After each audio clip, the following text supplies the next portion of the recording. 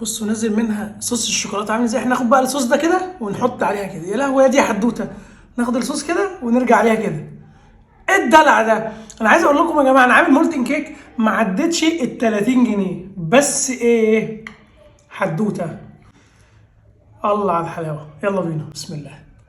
في بوله نحط فيها 3 معالق زبده سايحه، بعد كده معلقتين كبار شوكولاته. المهم يكون الشوكولاته نوعها كويس، وده مهم جدا.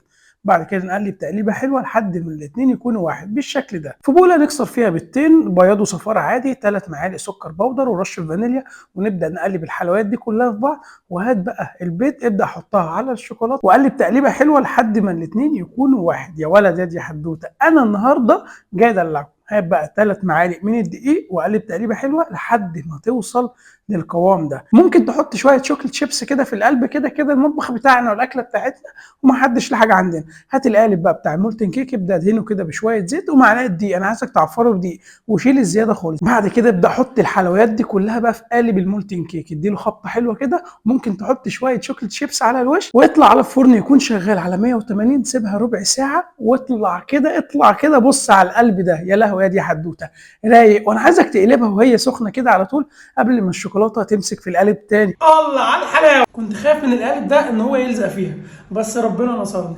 عايزك تروق عليها انت بقى، حط بقى شويه شوكولاته، حط ايس كريم، دلع نفسك في مطبخك ودلع نفسك. اعمل سيف، لان الحلقه دي هتحتاجها في رمضان وهتحتاجها طول السنه لاي حد بيحب الشوكولاته. اشوفكم في حلقه جديده، سلام. وما تنساش تفتح القلب وتشوف الشوكولاته السايحه وهي نازله.